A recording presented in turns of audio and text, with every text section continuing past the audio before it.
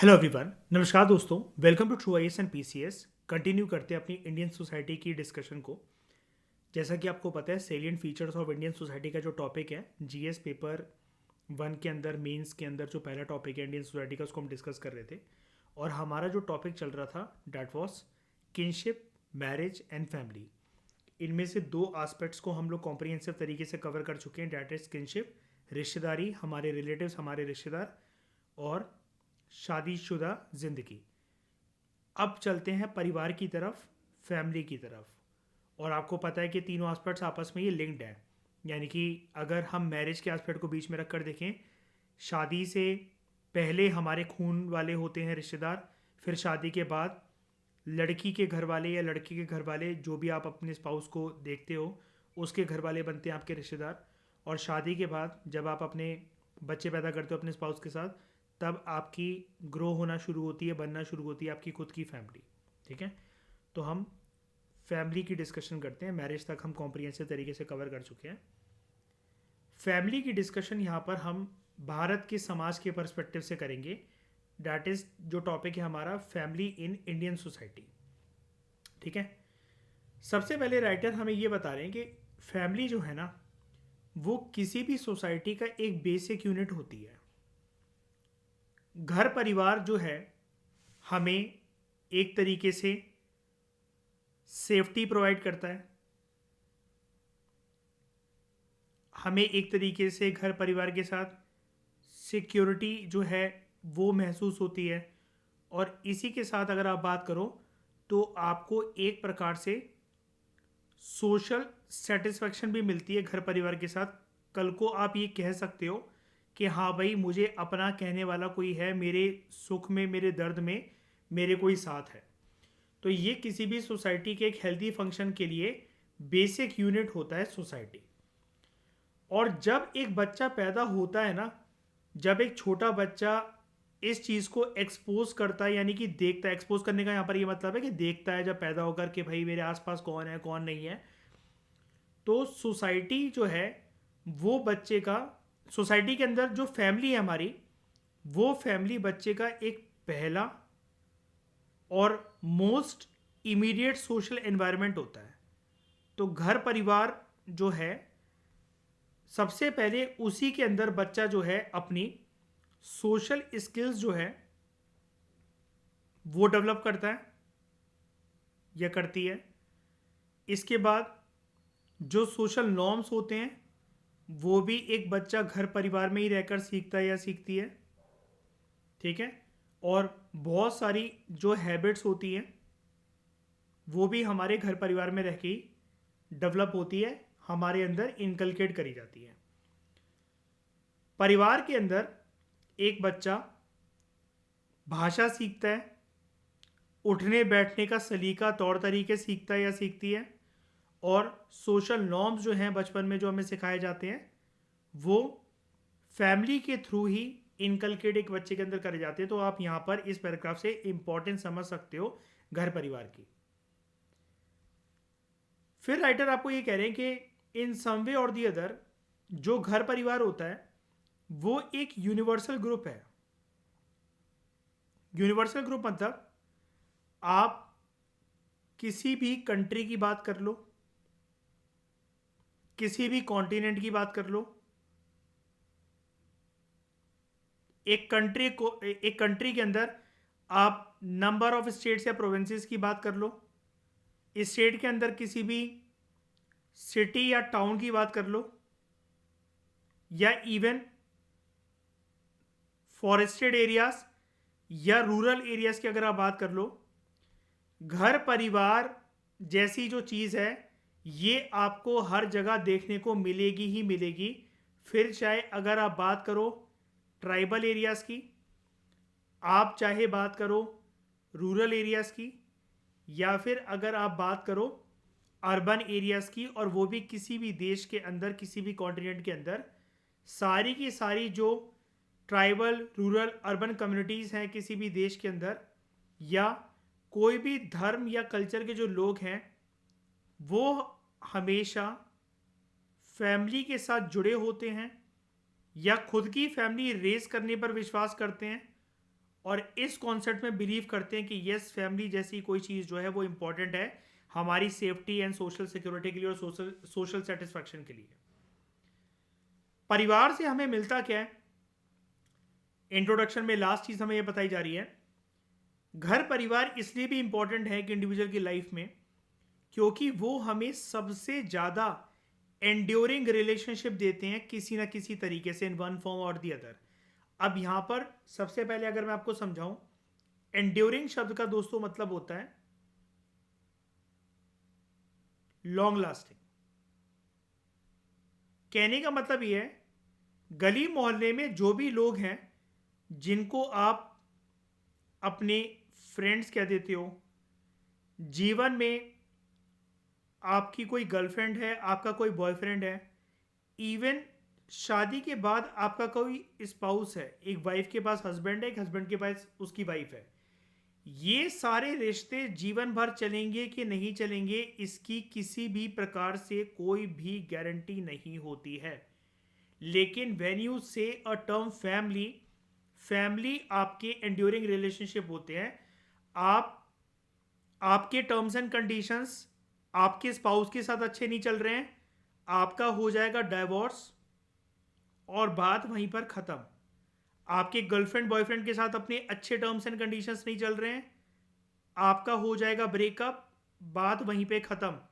आपके दोस्तों के साथ अच्छे टर्म्स एंड कंडीशंस नहीं चल रहे हैं, आप उनको टाटा बाय बाय कह दोगे और आपकी दोस्ती वहीं पर हो गई समाप्त। फिर चाहे आप किसी को कितना भी अच्छा दोस्त मानते हो या कुछ भी मानते हो, और आप उसकी जो है अपनी दोस्ती की मिसालें दिए फिरते थे गली मोहल्लों में। लेकिन फैमिली के साथ अगर आपके टर्म्स एंड कंडीशंस नहीं चल रहे हैं, लेकिन फिर भी आपके फैमिली में एक अटूट स्टेबिलिटी जो है वो देखने को मिलेगी ही मिलेगी।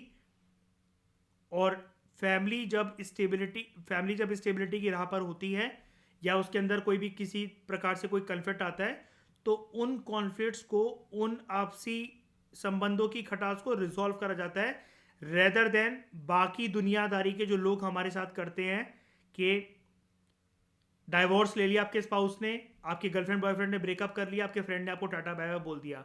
फैमिली कभी भी आपके साथ ऐसा नहीं करेगी। लेकिन इनमें से एक एस्पेक्ट ऐसा होता है जिसका इम्पैक्ट फैमिली के ऊपर इनडायरेक्टली निकल सकता है। जैसे स्पाउस हैं, ये हस्बैंड है, ये वाइफ है, इन्होंने जस्ट अपनी फैमिली प्लानिंग करी थी या बच्चे पैदा हो गए थे, उसके बाद इन्होंने डाइवोर्स ले लिया, तब जाकर जो फैमिली है उसकी स्टेबिलिटी के ऊपर खतरा आ सकता है, वो टूट सकती है। ये हो सकता है एक सिनेरियो में।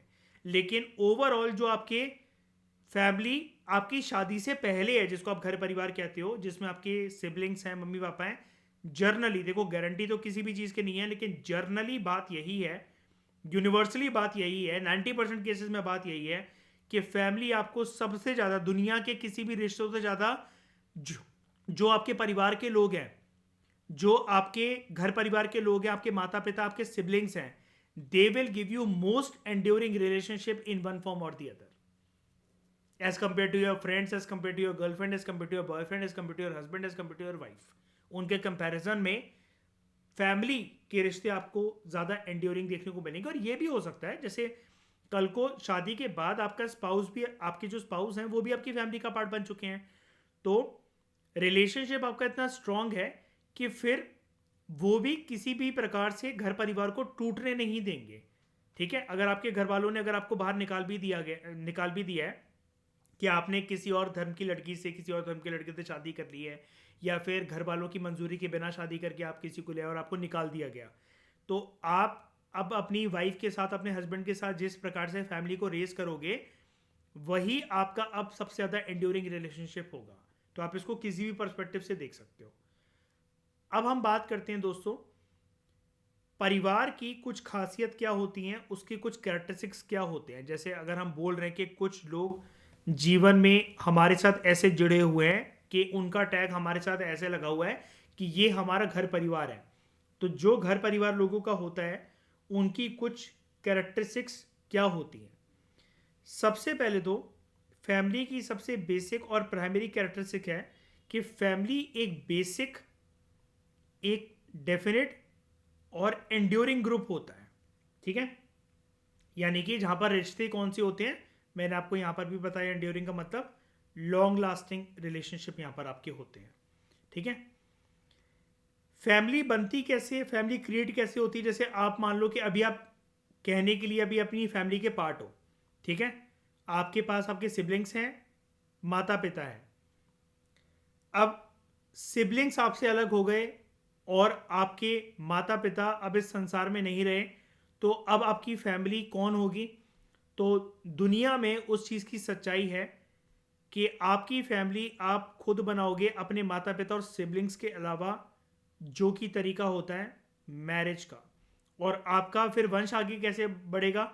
आपका वंश आगे बढ़ने का तरीका होता है एक बायोलॉजिकल तरीका, जिससे आप प्रोक्रिएट करते हो चिल्ड्रन को, यानी कि कपल्स जो हैं वो मिलकर रिप्रोड्यूस करते हैं, बच्चा पैदा करते हैं। तो फैमिली जो है वो एक रिलेटिवली ड्यूरेबल कंपेनियनशिप होती है हस्बैंड और वाइफ की। ड्यूरेबल कंपेनियनशिप एक अंडरस्टैंडिंग होती है हस्बैंड और वाइफ की, जो कि रिप्रोड्यूस करते हैं सेक्सुअल इंटीमेसी के थ्रू बच्चों को। अब यहाँ पर ड्यूरेबिलिटी का मतलब क्या होता है? क्या ये भी एंड्योरिंग जैसी चीज़ होती है क्या? जी हाँ, थोड़ी बहुत उससे मिलती जुलती चीज़ होती है, लेकिन इसका डिक्शनरी मीनिंग थोड़ा सा एंड्योरिंग वर्ड से अलग होता है। ड्यूरेबिलिटी का मतलब ये होता है likely to last for a long time. जैसे हम एंड्योरिंग में कह रहे थे ना कि लॉन्ग लास्टिंग, तो it is likely to last for a long time, कि हो सकता है कि लंबे समय तक चले, विदाउट ब्रेकिंग और गेटिंग वीकर। यहां पर किसी भी प्रकार का कोई ब्रेक नहीं आना चाहिए, एक्सपेक्टेशन होती है, या फिर रिश्ता जो है वो वीक नहीं बनना चाहिए। एक्सपेक्टेशन या होप तो देखो यही है, बाकी फिंगर्स क्रॉस्ड।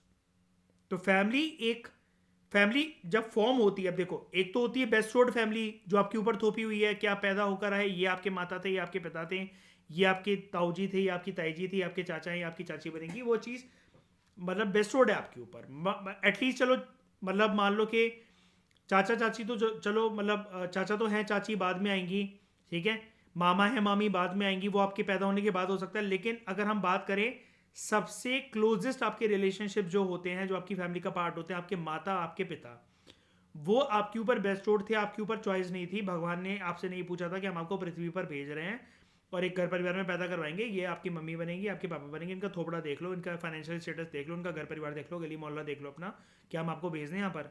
ऐसा करके तो आपसे भगवान ने कभी पूछा नहीं था, ठीक है। तो वो जो है वो आपके ऊपर एक बेस्टोर्ड होता है। लेकिन यहाँ पर बात हो रही है फॉर्मेशन की। तो फॉर्मेशन कैसे हो सकती है? दो लोग चाहिए इसके लिए, एक चाहिए हस्बैंड, एक चाहिए वाइफ, जो कि रिप्रोड्यूस करेंगे through sexual intimacy, sexual intercourse बच्चों को। और वो रिलेशनशिप रिलेटिवली, मतलब एज कंपेयर टू दूसरे रिलेशनशिप, काफ़ी हद तक उसको एंड्योरिंग तो नहीं कह सकते हैं कि भाई शादी होगी तो रिश्ता टूटेगा ही नहीं, ऐसा तो नहीं हो सकता। डाइवोर्स वाला एस्पेक्ट मैंने अभी आपको बताया। लेकिन फिर भी ऐसा माना जाता है कि ये एक ड्यूरेबल कंपेनियनशिप है, यानी कि लाइकली वर्ड पे ध्यान देना कि एक्सपेक्टेशन और उम्मीदें सबकी इसी बात पे टिकी होती हैं कि it is likely to last for a long time without getting weaker या फिर विदाउट ब्रेकिंग अप। ओके, अब मैं यहां पर आपको एक टर्म बताना चाहता हूं कि मैरिज को ड्यूरेबल कब कह सकते हैं और क्यों कह सकते हैं। तो ये जो ड्यूरेबल मैरिजेस होती हैं ये क्या होती है, ठीक है। तो ड्यूरेबल मैरिज जो है, यहां पर उस मैरिज को ड्यूरेबल कहा जाता है। सबसे पहले तो अगर हम बात करें कि इसका आधार क्या होगा, किसी भी शादीशुदा जीवन को ड्यूरेबल मैरिज कहने का बेस क्या होगा? उसका बेस होगा कि वो काफ़ी लंबे टाइम तक जो है वो शादी टिकी रहे, यानी कि सिग्निफिकेंट पीरियड ऑफ टाइम तक वो शादी टिकी रहे, तब हम उसको कहेंगे कि वो मैरिज जो है वो ड्यूरेबल है। यानी कि जो टाइम पीरियड है वो उस शादीशुदा कपल्स का ज़िंदगी में स्ट्रेच होते होते, अगर यहाँ से शुरू हुआ है, ये है उनका स्टार्टिंग पॉइंट शादी का, तो वो आगे अप्स एंड डाउन शादी में आ रहे हैं, लेकिन वो खींचते खींचते खींचते खींचते खींचते आगे लेते जा रहे हैं, उसको लेकर जाते जा रहे हैं अपने रिश्तों को, अपने घर परिवार की सुख शांति के लिए, बच्चों के लिए, और उनको लगता है कि डाइवोर्स वगैरह लेना ठीक नहीं है, अगर कुछ तू मैं अगर हमारे बीच में हो रही है हम मिलकर उनको सुलझा सकते हैं, सॉल्व कर सकते हैं। छोड़ना एक दूसरे को या तलाक लेना कोई एक सॉल्यूशन नहीं है। तो ऐसी शादी को आप ड्यूरेबल मैरिजेस कह सकते हो। लेकिन ड्यूरेबल मैरिजेस में जो ये अप्स एंड डाउन्स आते हैं, यहाँ पर इन अप्स एंड डाउन्स को मिटाकर, गिले शिकवों को मिटाकर हस्बैंड वाइफ क्यों जीवन भर एक दूसरे का साथ निभा रहे हैं, या फिर आप ऐसा भी कह सकते हो कि मैरिजेस की ड्यूरेबिलिटी के लिए कुछ टिप्स या बेसिकली कुछ सजेशंस जो हैं वो क्या हो सकते हैं कि शादीशुदा ज़िंदगी अच्छे तरीके से आगे चलकर कैसे स्ट्रेच हो सकती है। तो उसके लिए कुछ जो टिप्स बोले जाते हैं कि मैरिजेस को अगर आपको ड्यूरेबल बनाना है तो उसके लिए कुछ टिप्स एंड ट्रिक्स हैं। सबसे पहले तो हस्बैंड और वाइफ के बीच में होना चाहिए स्ट्रॉन्ग कम्युनिकेशन। कोई भी बात है मन में मलाल मत रखो, आपस में एक दूसरे के साथ सॉल्व करो। दूसरी चीज होती है एक दूसरे के प्रति विश्वास और एक दूसरे के प्रति सम्मान, ट्रस्ट एंड रिस्पेक्ट। तीसरी चीज होती है कि रिश्ता जो है वो एक साइड से नहीं चलेगा, दोनों साइड से कमिटमेंट होना बहुत ज़रूरी है। It is not only about कि husband doing everything in a relationship या फिर wife putting all her efforts in a relationship. वो जो कमिटमेंट है वो 50-50% वर्कआउट करके ही दोनों हो पाएगी, क्योंकि वो जो कपल हैं, जो एक साइड जो हस्बैंड है, एक साइड जो वाइफ है, ये एक दूसरे के कमिटमेंट के बिना, विश्वास के बिना, ट्रस्ट के बिना अधूरे हैं। 50% एफर्ट जो है वो हस्बैंड का होना चाहिए, 50% एफर्ट वाइफ का होना चाहिए, तभी जाकर वो मैरिज सक्सेसफुल होगी, जो कि 100% एफर्ट की मैरिज कहलाएगी। तो कमिटमेंट होना बहुत ज़रूरी है। फिर शेयर्ड गोल्स की सारी रिस्पॉन्सिबिलिटी जो है वो वाइफ के ऊपर न थोपी जाए कि घर के बाहर जाकर जॉब भी तुम मुझसे करवा रहे हो, बच्चे भी उससे पलवा रहे हो, माँ बाप की वो गालियाँ भी खा रही है, तुम्हारे नौकरानी जैसा जीवन उसका बनाकर रखा हुआ है। नहीं, ठीक है। शेयर्ड गोल्स मतलब दोनों को काम आपस में बराबरी से बांटना चाहिए। बहुत सारी जो ड्यूटीज़ हैं वो दोनों को बराबर से फुलफिल करनी चाहिए। पूरा बर्डन मर्द के ऊपर भी नहीं आना चाहिए, पूरा बर्डन औरत के ऊपर भी नहीं आना चाहिए। अगर गिले शिकवे हो गए हैं, किसी का मूड स्विंग हो रहा है, कोई लड़कर बैठा हुआ है, तो ये नहीं कि सामने वाला भी वैसे ही रिएक्ट करे। तो दोनों के अंदर एक एबिलिटी होनी चाहिए, ability to resolve their conflicts very effectively. और इफेक्टिवली का मतलब यहां पर यह है कि अगर कॉन्फ्लिक्ट्स को रिजॉल्व कर रहे हैं दोनों मिलकर, तो वो सॉल्यूशन ओरिएंटेड होने चाहिए। ये नहीं कि एक जन सामने वाले को मनाने गया और ज्यादा बात को खराब कर आ गया और ज्यादा आप भिड़कर आ गए, ठीक है, फिर लात घूंसे चलने लगे, आपके बीच में WWE शुरू हो गई। उसके बाद मैरिज के अंदर एक चीज होना बहुत जरूरी है, ठीक है, और वो है कंसिस्टेंट एफर्ट्स किसी ना किसी पार्टनर को लगाने चाहिए। किस बात के लिए? Consistent efforts to maintain intimacy. अब यहां पर इंटीमेसी का मतलब सिर्फ सेक्स करना नहीं होता। इंटीमेसी का मतलब एक प्रकार से फिजिकल जो क्लोजनेस है वो तो है ही, फिजिकल क्लोजनेस तो है ही, लेकिन ये थोड़ी ना कि आप हमेशा अपने रिश्ते को बरकरार करने के लिए सेक्स को आधार बनाओगे। फिजिकल के साथ साथ इमोशनल क्लोजनेस होना बहुत ज़रूरी है कि आप सामने वाले के इमोशंस को समझो। आपका पार्टनर आपसे कोई बात नहीं कह पा रहा, कोई झिझक रहा है, उसके खुद के घर में कोई दिक्कत है, आपकी वाइफ है, उसके मायके में कोई दिक्कत चल रही है, उसके पापा बीमार हैं, वो संकोच कर रही है कुछ कहने में, आपको बताने में, उसको पैसों की नीड है उसके घर पे। तो एटलीस्ट आपके रिश्ते में इतनी बड़ी विंडो होनी चाहिए कि आपका पार्टनर आपसे कुछ कहने से पहले सोचे ना, एक सेकंड थॉट उसके मन में ना आए कि यार इनको बताकर यार मैं गलती तो नहीं कर रहा हूँ, इनको बताकर मैं गलती तो नहीं कर रही हूँ।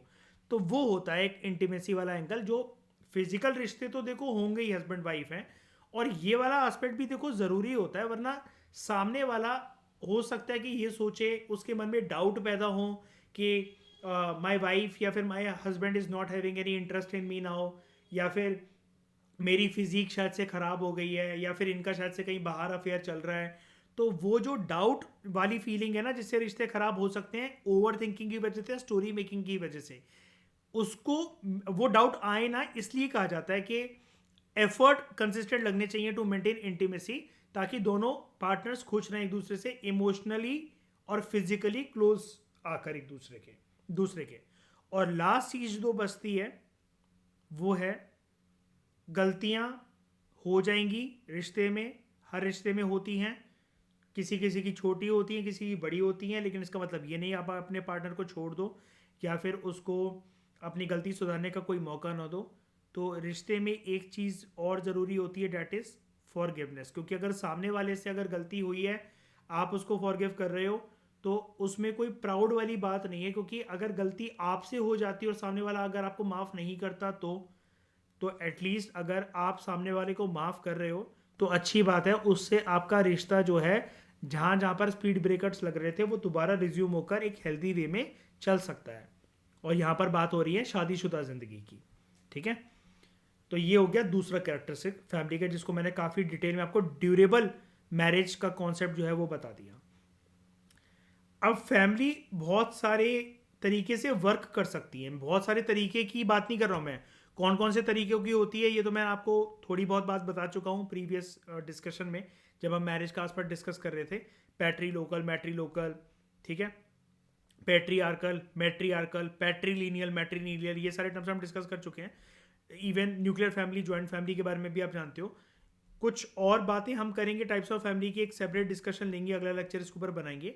लेकिन फिलहाल जो तीसरी कैरेक्टरिस्टिक्स है वो ये आपको बता रही है, तीसरी कैरेक्टरिस्टिक के यहाँ पर टाइप्स ऑफ फैमिली की बात नहीं हो रही, नेचर ऑफ द फैमिली की बात हो रही है कि फैमिली या घर परिवार जो है वो किस प्रकार से वर्कआउट कर सकता है, कितने लोगों से बन सकता है, मिनिमम कितने लोगों को आप मिलाकर घर परिवार कह सकते हो। कि मान लो अगर बच्चे हैं लेकिन हस्बैंड नहीं है, बच्चे हैं लेकिन वाइफ नहीं है, बच्चे हैं, हस्बैंड वाइफ हैं, दादा दादी नहीं है, तो क्या वो घर परिवार नहीं है क्या? जी हाँ, बिल्कुल है।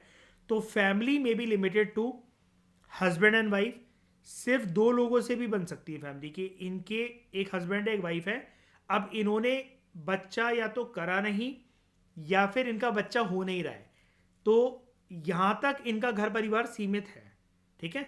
और पॉइंट इज, आपकी फैमिली कितनी भी छोटी हो, कितनी भी बड़ी हो, भले ही आप अकेले क्यों ना रह गए हो, कल को आप शादी करने का सोचो, अपनी फैमिली बढ़ाने का सोचो, लेकिन पॉइंट इज दोस्तों, जीवन में हर एक सच्चाई को वास्तविकता मानते हुए आपको बस इस जीवन में सेटिस्फेक्शन के साथ जो है वो आगे बढ़ते जाना है। क्योंकि एक कड़वी बात लेकिन प्रैक्टिकल बात जिसको आप समझकर खुश हो सकते हो वो ये है, संसार में जब आपका जन्म हो रहा था जिस दिन, आप उस टाइम पर मम्मी के पेट से निकलते हुए, अस्पताल से घर आते हुए किसी का हाथ पकड़ कर नहीं आए थे। और जिस दिन आपकी चिता सजेगी शमशान घाट में जाकर, आप किसी का हाथ पकड़कर, आपकी अर्थी नहीं जलेगी, ना ही आपकी जो कब्र है वो खोदी जाएगी। तो ना ही आप किसी का हाथ पकड़ कर आए थे, ना ही आप किसी का हाथ पकड़ कर जाओगे। जीवन की सच्चाई यही है कि आपको जो भी अच्छे लोग मिलते चले उनका हाथ पकड़ के आगे चलो, सेटिस्फेक्शन के साथ अपना जीवन बिताओ। किसी अप्स एंड डाउन्स की वजह से जीवन में कुछ रिश्ते अधूरे रह गए हैं, किसी को किसी चीज़ का प्यार नहीं मिल पाया, किसी का कोई रिश्ता अधूरा रह गया, leave it, that is God's decision. आपकी बुक इस प्रकार से लिखी गई है, उसमें कोई दुखी होने वाली बात नहीं है, ना ही किसी से जेलस होने वाली बात है। There is always a good point, a fresh point, जहाँ पर आप सब कुछ अपने जीवन का चैप्टर एक फ्रेश पॉइंट से स्टार्ट कर सकते हो। सिर्फ सेटिस्फैक्शन के साथ, पॉजिटिविटी के साथ, चेहरे पे स्माइल के साथ आप दोबारा से सब कुछ अच्छा अपनी लाइफ के अंदर कर सकते हो। सोचना इस बात को जो मैंने आपसे कही है, अदरवाइज आप हमेशा हमेशा हमेशा एक कंप्लेंट मोड पे ही रहोगे, मुझे ये नहीं मिला, मुझे वो नहीं मिला, मेरा ये खो गया, मेरा वो खो गया। उस कंप्लेंट से इस ज़माने को घंटा फर्क नहीं पड़ता है। कुछ 5-10 लोग आपको कभी कभार एंटरटेन कर लेंगे, लेकिन एक टाइम के बाद आपको नेगेटिव समझकर, आपकी बातों को मनहूस समझकर आपसे दूर होने भी लगेंगे। तो पॉइंट यही है, अपने आप से सेटिस्फाई रहोगे, उतना ही बेटर जीवन, खुशहाली जीवन बिता पाओगे। ठीक है। तो फैमिली में be limited to husband wife, या फिर एक फादर हैं किसी के और उसके सिर्फ बच्चे हैं, या फिर किसी की सिर्फ मम्मी है और उनके साथ उनके बच्चे हैं। अब डाइवोर्स हो गया होगा, किसी की डेथ हो गई होगी, लेकिन क्या ये परिवार परिवार नहीं है? जी हाँ, ये परिवार परिवार है।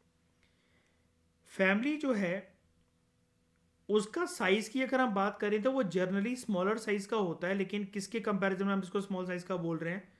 एज कंपेयर टू दूसरे सोशल जो ग्रुप्स हैं। जैसे आप कहो कि आपकी जो जिस कॉलोनी में आप रहते हो, जिस गांव में आप रहते हो, जिस ज़िले में आप रहते हो, या फिर जो बड़ी बड़ी ऑर्गेनाइजेशंस होती हैं, कोई पॉलिटिकल ऑर्गेनाइजेशन है, कुछ है, कोई एसोसिएशन है, कोई ग्रुप्स हैं, उनके कंपैरिजन में यहाँ पर साइज इसलिए छोटा है क्योंकि यहाँ पर सिर्फ मेंबर्स की गिनती के परस्पेक्टिव से इस चीज़ को देखा जा रहा है। लेकिन सभी फैमिली का इतना साइज छोटा है क्या? नहीं भाई, ऐसा ज़रूरी नहीं है। बहुत सारे घर परिवार हमारे देश में ऐसे भी हैं जहाँ पर कुछ लोगों की फैमिली बहुत बड़े बड़े साइज की है, बहुत बड़े बड़े, ठीक है, they are larger in size, जहाँ पर लोग जो हैं बड़ी सारी जनरेशन्स के लोग एक ही बिल्डिंग के नीचे, एक ही छत के नीचे रहते हैं।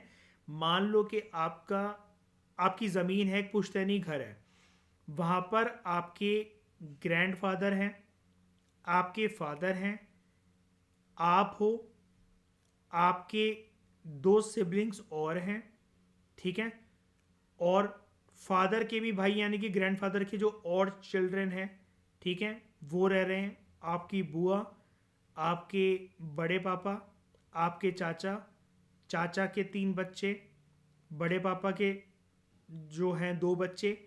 ऐसे करते करते आपका घर परिवार जो है बहुत सारे लोगों से यह बना हुआ है। कम से कम आपको ऐसे घर परिवार के अंदर 20 से 30 लोग मिनिमम देखने को मिल जाएंगे, ठीक है। तो ऐसा भी हो सकता है और सब लोग एक ही छत के नीचे रह रहे हो, ठीक है। ऐसी ज्वाइंट फैमिली का संगम भी हो सकता है, ठीक है।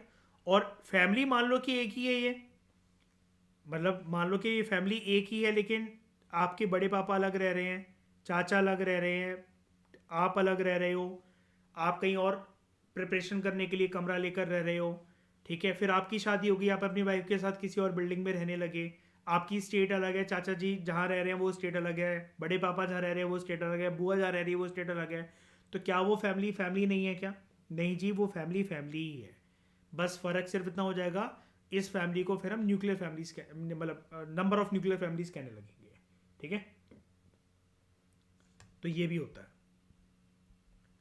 अब अगर दोस्तों हम फैमिली के कुछ इंपॉर्टेंट फंक्शंस की बात करें तो वो क्या है, यानी कि परिवार में रहने से या कुछ लोगों को अपना परिवार बनाने से या जिनका हम पार्ट हैं, जिसको हम फैमिली कहते हैं, उससे हमें मिल क्या जाता है? फैमिली करती क्या है हमारे लिए, क्या फ़ायदा ही क्या है फैमिली का? तो फैमिली सोशोलॉजिस्ट हमें ऐसा बताते हैं कि 2 इम्पॉर्टेंट फंक्शंस परफॉर्म करते हैं घर परिवार के होने से। 2 तरह के फंक्शंस परफॉर्म होते हैं। एक कैटेगरी होती है दोस्तों प्राइमरी फंक्शंस की, ठीक है, और एक कैटेगरी होती है सेकेंडरी फंक्शंस की।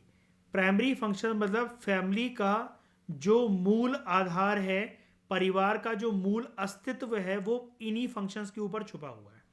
तो कुछ जो इम्पोर्टेंट फंक्शंस हैं जो कि फैमिली के लिए बहुत बेसिक होते हैं, यानी कि घर परिवार के लिए, मतलब घर परिवार के होने से ये बहुत बेसिक फंक्शंस हैं, और यही जो फंक्शंस हम डिस्कस करने जा रहे हैं, इसी की वजह से घर परिवार जो है वो चलते चले आते हैं, चलते चलते रहते हैं। तो सबसे बड़ी बात ये है, आप ज़माने में ऐसे कहीं पर भी किसी के भी पास जाकर बच्चा पैदा नहीं कर सकते, ठीक है। आपको मैंने बताया था पहले भी, 2-3 लेक्चर से लगातार मैं आपको बता रहा हूँ, हर चीज़ के लिए सोशल सैंक्शन चाहिए पड़ता है। तो आपने शादी करी, एक तो आपका सोशल सैंक्शन वो हो गया।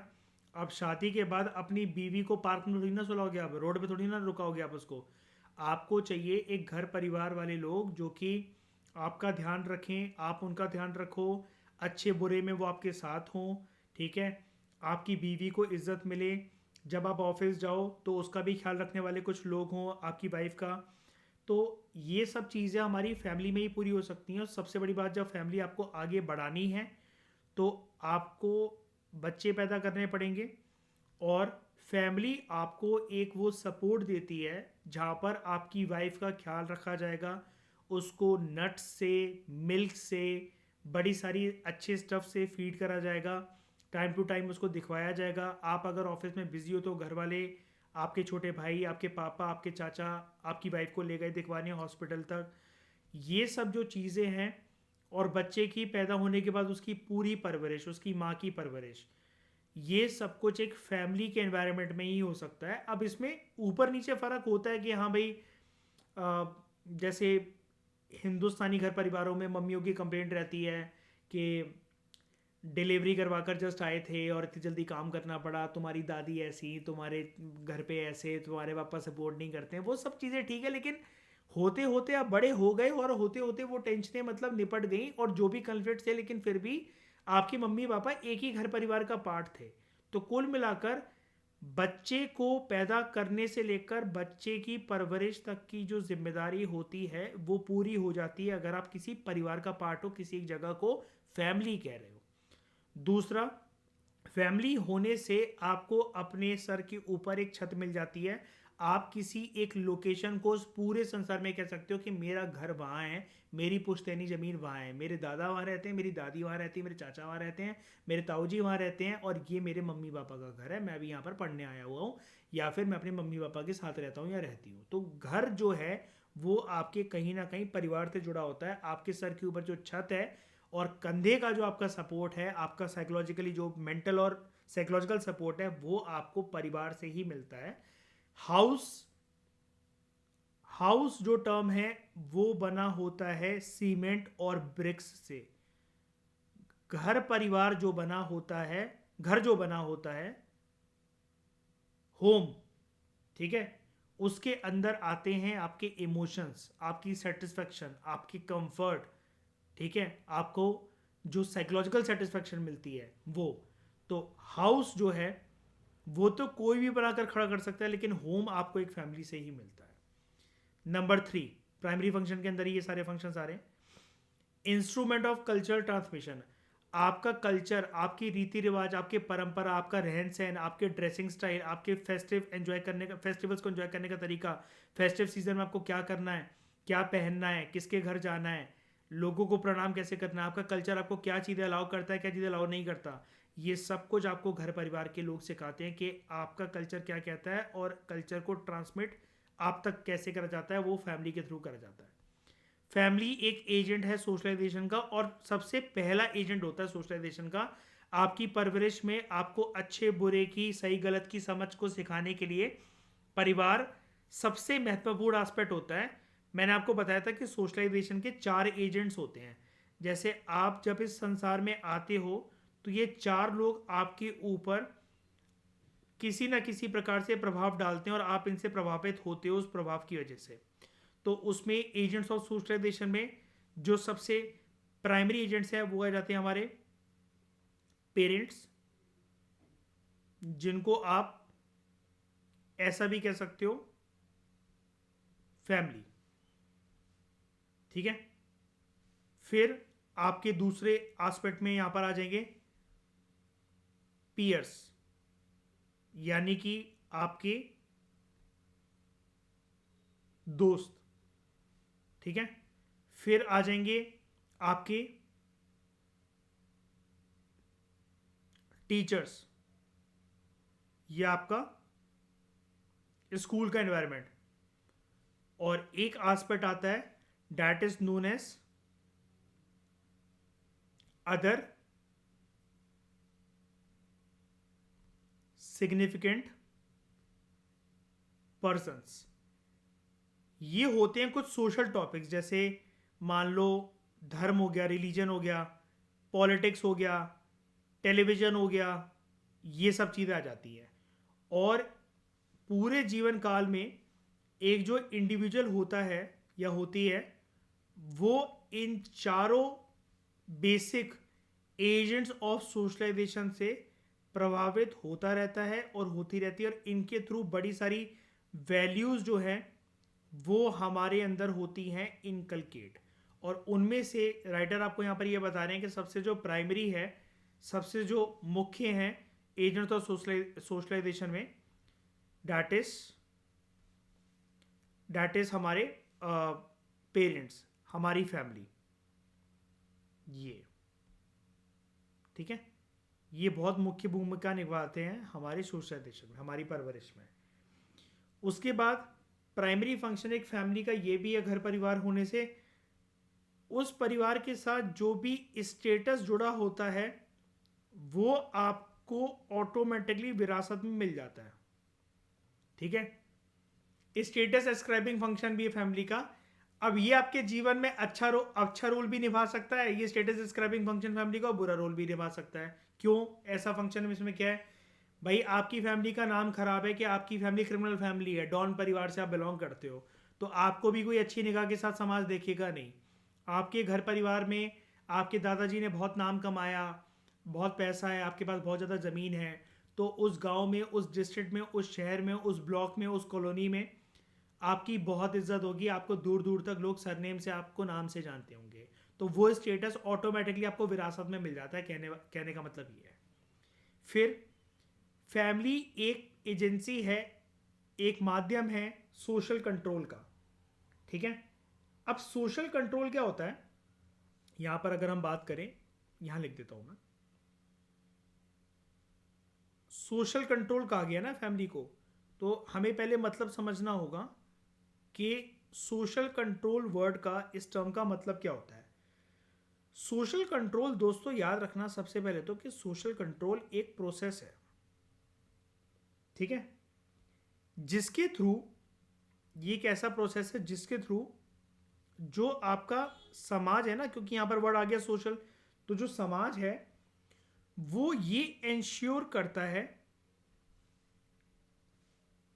जस्ट अ मिनट, समाज ये इंश्योर करता है इस सोशल कंट्रोल के थ्रू कि आप जो है कन्फॉर्मिटी दिखाओ, यानी कि मंजूरी दिखाओ, हामियां भरो जो भी सोसाइटी के नॉर्म्स हैं उसके प्रति, और जो भी सोसाइटी के अंदर वैल्यूज हैं उसके प्रति। तो ये करा कैसे जा सकता है, सोशल कंट्रोल लाया कहां से जाता है। सोशल कंट्रोल लाने का एक तरीका होता है कि आपके ऊपर एक या तो सोशल प्रेशर क्रिएट करा जाए, या तो आपको घर परिवार वाले अच्छे बुरे का ज्ञान दें, समझाएं, स्कूल में दोस्त वगैरह आपके, जो कि आपने बात करा कि 4 एजेंट्स होते हैं सोशलाइजेशन के, इसलिए आपको कह रहा हूं आपके माता पिता, घर परिवार वाले, स्कूल, टीचर्स, फ्रेंड्स और अदर सिग्निफिकेंट पर्संस, आपकी सोशलाइजेशन, आपकी परवरिश, आपकी सोच विचार बहुत अच्छे हो उनके साथ इंटरेक्ट करने से, उनके साथ रहने से। और एक और तरीका होता है सोशल कंट्रोल का, that is through formal mechanisms. Formal mechanisms का मतलब ये होता है कि आपके समाज में, आपके देश में जो भी गवर्नमेंट एजेंसीज होती हैं जैसे पुलिस, मिलिट्री वगैरह, तो आपके ऊपर जब भी कोई पेनल्टी लगेगी ना, किसी प्रकार का जब आपको फाइन भरना पड़ेगा, कोई गलती का खामियाजा भुगतना पड़ेगा, आप में ऑटोमेटिकली अकल आ जाएगी। तो इस प्रकार से सोशल कंट्रोल जो है वो लाया जाता है। तो उसके इनफॉर्मल तरीके भी हैं, जैसे social pressure, socialisation. Social pressure मतलब क्या, आपसे कोई गलती हो रही है, या आप जो है फालतू में, आपके घर वाले आपसे एक्सपेक्ट नहीं करते कि आप ऐसा बिहेव करो किसी एक महफिल में, किसी एक माहौल में, किसी एक शादी में, फंक्शन में, और आपकी मम्मी दूर से आपको आंखें दिखा रही हैं, गुस्सा कर रही हैं, या आपके पापा जो हैं वो आपके ऊपर गुस्सा कर रहे हैं, या आपको डांट पड़ रही है, तो आप वो चीज़ जो है दोबारा रिपीट नहीं करोगे। ठीक है, तो ये होता है एजेंसी ऑफ सोशल कंट्रोल, कि फैमिली यहाँ पर आपके ऊपर सोशल प्रेशर बनाकर या सोशलाइजेशन के थ्रू, क्योंकि हम यहाँ पर ये वाला एस्पेक्ट तो ला नहीं सकते फॉर्मल मैकेनिज्म, फैमिली में कोई भी चीज़ फॉर्मल तरीके से तो होती नहीं है। फैमिली क्योंकि कोई गवर्नमेंट एजेंसी थोड़ी ना कि आपके ऊपर पेनल्टी लगाएगी, लेकिन आपकी बदतमीजियों को कंट्रोल करने का तरीका जो है, या फिर आपके ऊपर कुछ बंदिशें लगानी है, आपको नॉर्म्स वगैरह फॉलो करवाने हैं, उनका पालन करवाना है, वो चाहते हैं कि आप कंफॉर्मिटी दिखाओ to social norms and values, तो फैमिली एक बहुत अच्छी एजेंसी है, बहुत अच्छा माध्यम है आपके ऊपर सोशल कंट्रोल लाने का। ये हो गए दोस्तों प्राइमरी फंक्शंस।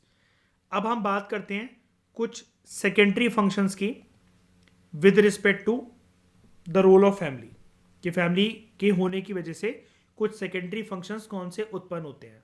सबसे पहले बात आती है यहाँ पर दोस्तों इकोनॉमिक फंक्शंस की।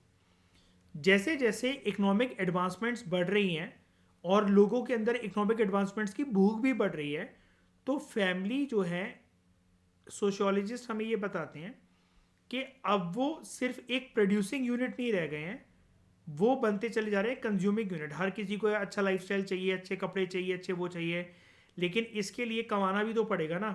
तो जो फैमिली के मेंबर्स हैं, पहले के ज़माने में क्या होता था कि पहले एक कमाता था, बाकी सब खाते थे, कमाने वाला सिर्फ एक ही होता था।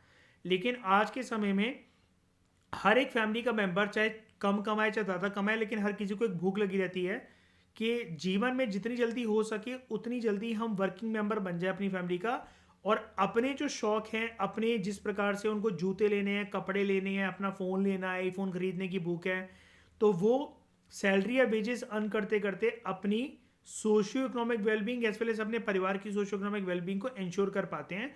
क्योंकि अब घर परिवार के लोगों को ये समझ में आ गया, जैसे पहले कमाने वाले मान लो आपके सिर्फ फादर थे, बाकी सारे लोग चाचा, बड़े पापा, उनके सारे बच्चे, वो सब बैठकर खाते थे। तो उन सबकी जो बेसिक नीड है ना, सिर्फ रोटी पानी की, वही पूरी हो पाएगी, कोई एक्स्ट्रॉर्डनरी नीड पूरी नहीं हो पाएगी। तो ये जो इनकम है, मान लो इनकी इनकम आ रही है 50,000, खाने वाले घर के अंदर मेंबर है 15 मेंबर, तो वो सिर्फ उससे राशन की और रोटी पानी की जो भूख है वो सिर्फ वही मिट सकती है, उसकी पूर्ति हो सकती है। लेकिन अब ये 15 मेंबर जो हैं, अगर जो 10-10 हज़ार रुपये भी अगर घर परिवार में कमा कर लेकर आते हैं, ठीक है, तो 1.5 लाख रुपये हो गए अब वो। तो जो पर्सन अकेले सिर्फ 50,000 कमा रहा था और हर कोई अब बेसिक कमा रहा है, 10,000 कमा रहा है, तो वो 1.5 लाख हो गए। ठीक है, और 5-5 हज़ार रुपये अगर अपने लिए बचा भी ले रहे हैं, तब भी घर परिवार में देने के बाद राशन की पूर्ति, बेसिक नेसेसिटीज की पूर्ति वो भी हो जाएगी और अपने ऐशो आराम भी पूरे हो जाएंगे। तो ये फैमिली के अंदर सेकेंडरी फंक्शन है कि घर परिवार के जो भी लोग हैं, अगर वो कल को प्रोडक्टिव मेंबर बनते हैं, प्रोडक्टिव मेंबर मतलब मान लो ऐसा है कि आपके फादर ने बहुत मेहनत करके जी तोड़ पसीना बहाकर, ठीक है, खून पसीना बहाकर आपको पढ़ाया लिखाया, आपको और आपके भाई को, आपको और आपकी बहन को, ठीक है। अब पूरा बर्डन उन्होंने 18 साल से लेकर 21 साल तक, जब तक आपका कॉलेज नहीं हो गया, उन्होंने वो पूरा उठाया, आपके माता पिता ने। अब इसके बाद क्या है, वो होते जा रहे हैं बुजुर्ग। अब आप और आपकी बहन, आप और आपका भाई, या फिर अगर आप दो बहनें हो, दो भाई हो, जो भी आप मतलब इमेजिन करो, कर सकते हो। अब आपकी भी जॉब लग गई है, मान लो 5 लाख रुपए का बेसिक आपका पैकेज है, ठीक है, 3 लाख रुपए का बेसिक आपका पैकेज है। तो अब आपको मम्मी पापा से कोई काम करवाना या फिर उनसे होप रखना कि वो अब आपको देंगे आपकी पॉकेट मनी वगैरह, अब ये चीज़ नहीं है। बल्कि आप उन लोगों को सेटिस्फाई कर सकोगे, आप और आपका भाई, आप और आपकी बहन मिलकर के 8 लाख रुपए हम जो है कमा रहे हैं, हमारा पैकेज है, और इतना हम घर वगैरह में देकर आपको फ्री कर देंगे। अब आप बुढ़ापे तक आराम से शान शौकत से बैठो, क्योंकि हमारा धीरे धीरे करके तो स्टार्टिंग पॉइंट है, हमारा इंक्रीमेंट भी होता चलेगा। फिर चाहे आपकी प्राइवेट नौकरी हो या फिर आपकी गवर्नमेंट नौकरी हो, दोनों चीज़ों में ही अगर बच्चे अच्छे तरीके से पढ़ लिख जाते हैं, तो बेसिक बेयर मिनिमम इनकम वो इतनी ला सकते हैं कि बुजुर्ग मतलब बुढ़ापे में अपने माँ बाप को वो सारा दे सकते हैं। ठीक है, और ये एक कॉन्सेप्ट होता है, कहते हैं ना हम लोग कि 18 से 20 साल तक, 21 साल तक हमें देश में जो यूथ है उनके ऊपर इन्वेस्ट करना चाहिए, और वो इन्वेस्ट जो है सरकार करवाती है, माँ बाप करते हैं। उसी को हम इकोनॉमिक्स में कहते हैं ह्यूमन कैपिटल फॉर्मेशन। और सिर्फ पढ़ाई पर खर्चा नहीं करना होता है इनका जो स्वास्थ्य है वो भी देखना होता है, मेंटल हेल्थ भी देखनी होती है, गलत संगति में ना पड़ जाए, आपका बच्चा कोई दारू पीना, चरस गांजा करना, सिगरेट पीना, ये सब में ना पड़ जाए। तो लाइफ में संभाल संभाल कर एक बच्चे को 18 से 21 साल के बीच में जो सोसाइटी की गंदी हवाएं होती हैं उनसे बचाकर लाना पड़ता है। ह्यूमन कैपिटल फॉर्मेशन के कॉन्सेप्ट को थोपना पड़ता है अच्छे तरीके से, ताकि सोसाइटी का प्रोडक्टिव मेंबर बन सके, अपने लिए कमाएंगे, अपने घर परिवार वालों के लिए कमाएंगे, और अल्टीमेटली इकोनॉमी में इनका बहुत अच्छा कंट्रीब्यूशन होगा, जिससे देश की तरक्की भी होगी। तो ये सेकेंडरी फंक्शन है एक परिवार के होने से, इकोनॉमिक फंक्शन सबसे पहला सेकेंडरी फंक्शन। फिर दोस्तों दूसरा जो सेकेंडरी फंक्शन आता है, दैट इज एजुकेशनल फंक्शन। घर परिवार से हम बहुत सारी चीज़ें सीखते हैं। फैमिली एक ऐसा स्पेस होता है हमारे लिए जहाँ पर बच्चे की फॉर्मल तरीके से लर्निंग होती है, क्योंकि बचपन में ज़्यादातर परिवार के थ्रू ही हम ये सीखते हैं, रेदर देन हम अगर क्रेडिट दें प्ले स्कूल को। प्ले स्कूल से पहले या प्ले स्कूल के साथ साथ हमारी मम्मी, हमारी दादियाँ, हमारी चाचियाँ यही हमें लर्निंग करवाती हैं कि बेटा बताओ आइज़ कहाँ है, नोज़ कहाँ है, A for apple, B for ball, छोटे आ से आ, ठीक है, बड़े आ से ये होता है। तो हिंदी इंग्लिश के लेटर्स, वर्ड्स, बॉडी पार्ट्स, ये सब कुछ को पहचानना, बोलना, स्पीकिंग स्किल्स, गालियाँ क्या होती हैं, अच्छे तरीके से बोला कैसे जाता है, जब अंकल आए तो उनको नमस्ते करो, उनको प्रणाम करो, उनको दुआ सलाम करो, ये सब कुछ हमें परिवार जो है वो सिखाता है। तो राइटर यहाँ पर हमसे बोल रहे हैं कि सोशियोलॉजिस्ट का पर्सपेक्टिव ये है कि आजकल घर परिवार जो है वो बहुत तेज़ी के साथ चेंज हो गए हैं भारत के समाज में, लेकिन फिर भी परिवार आज भी वही परिवार हैं जो कि बच्चों को अपनी बेसिक ट्रेनिंग देते हैं, सोशल एटीट्यूड में उठना बैठना सिखाना, ठीक है, कुछ इंपॉर्टेंट हैबिट सिखाना, ठीक है, which is important to adult participation in social life. जब बच्चे बड़े हो जाएंगे तब उनको अपनी ज़िंदगी में ये सब कुछ इंडिपेंडेंट तरीके से कैसे हैंडल करना है। जैसे टॉयलेटिंग नीड्स हो गई बच्चे की, कि उसको वॉशरूम कैसे यूज़ करना है, कैसे जाना है, स्कूल में कैसे वो जाएगा, या फिर बच्चे का कभी कोई पेट खराब है स्कूल के अंदर तो वो इंडिपेंडेंट तरीके से कैसे हैंडल करेगा।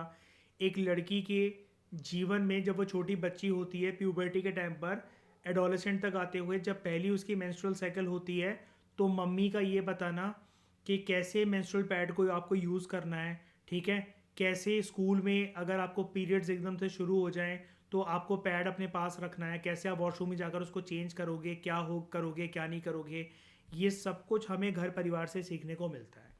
फिर रिलीजियस फंक्शंस, फैमिली एक ऐसा केंद्र है, एक ऐसा सेंटर है जहाँ पर बच्चों की रिलीजियस ट्रेनिंग भी होती है। सबसे पहले तो फैमिली आपको ये बताती है कि हम लोग इस धर्म के लोग हैं, इन भगवानों को मानते हैं, ऐसे कर कर जय जय होती है, ऐसे कर कर नमाज होती है, हर संडे को हम चर्च जाते हैं या फिर हम गुरुद्वारे जाकर ऐसे सेवा करते हैं। ये सारी चीज़ों की ट्रेनिंग बच्चे को एक घर परिवार के थ्रू ही सीखने को मिलती है।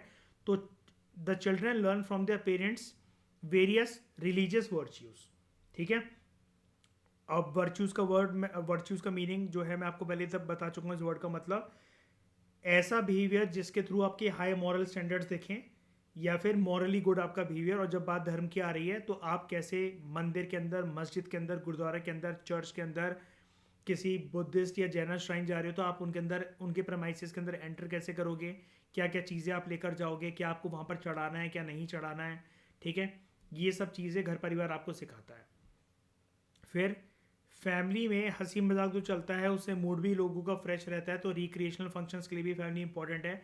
फैमिली अपॉर्चुनिटीज़ प्रोवाइड करती है माँ बाप के लिए भी और बच्चे के लिए भी, कि वो बड़े सारे रिक्रिएशनल एक्टिविटीज़ में एंगेज्ड हों, ठीक है। जैसे इंडोर गेम्स खेलना अपने माता पिता के साथ, कैरम खेल रहे हो आप, चेस खेल रहे हो, कुछ खेल रहे हो, ठीक है, डांस, सिंगिंग, रीडिंग, ठीक है। ये मेरे ख्याल से ये वाला जो पॉइंट है ना, ये वेस्टर्न वाले बच्चों के लिए। हिंदुस्तान के बच्चे तो पिटते ही रहते हैं अपने माँ बाप से दिन भर, या गालियाँ खाते रहते हैं, ठीक है। उनका तो एक ही डायलॉग आता है, तुम पढ़ते नहीं हो, पढ़ लो, होमवर्क तुम्हारा पेंडिंग रह गया, ये रह गया। ये हिंदुस्तान में किसके माँ बाप खेलते हैं उसका indoor games, dancing, singing, reading. नाचते उनको मार मार कर है, गाना बच्चा गाता है रो रो कर, ठीक है। और रीडिंग हमारी मम्मियाँ करती हैं आकर, है ना, पढ़ते नहीं हो, पढ़ लो, कुछ बन जाओगे, 24 घंटे फ़ोन में लगे रहते हो, तो वो हमारी कुंडली रीड करती रहती हैं दिन भर, है ना। ये वाला पॉइंट वेस्टर्न पॉइंट है। तो हम टाइप्स ऑफ फैमिली के बारे में दोस्तों नेक्स्ट लेक्चर में बात करेंगे। आई होप आपको फैमिली का basic introduction, characteristics of family और दो तरह की categories of functions, primary and secondary, समझ में आ गए होंगे। तो इस डिस्कशन में दोस्तों फिलहाल इतना ही। टेलीग्राम के ग्रुप के बारे में काफ़ी लोग मेरे को मैसेज करके पूछ रहे थे, मैं आपको पहले भी बता चुका हूँ। वीडियो के डिस्क्रिप्शन बॉक्स में नीचे जाओ आप, या चैनल के अबाउट सेक्शन में जाओ, जो आपको टेलीग्राम का लिंक मिलेगा वो हमारा टेलीग्राम का ऑफिशियल चैनल है, वो आप ज्वाइन कर सकते हो। उस पर आपको वेरियस अपडेट्स, मटेरियल वगैरह, या फाउंडेशन कोर्स की जो कोई भी अगर डिस्काउंट ऑफर चलते हैं वो सब कुछ आपको टेलीग्राम पे मिल जाता है, ठीक है। तो thank you very much for discussion.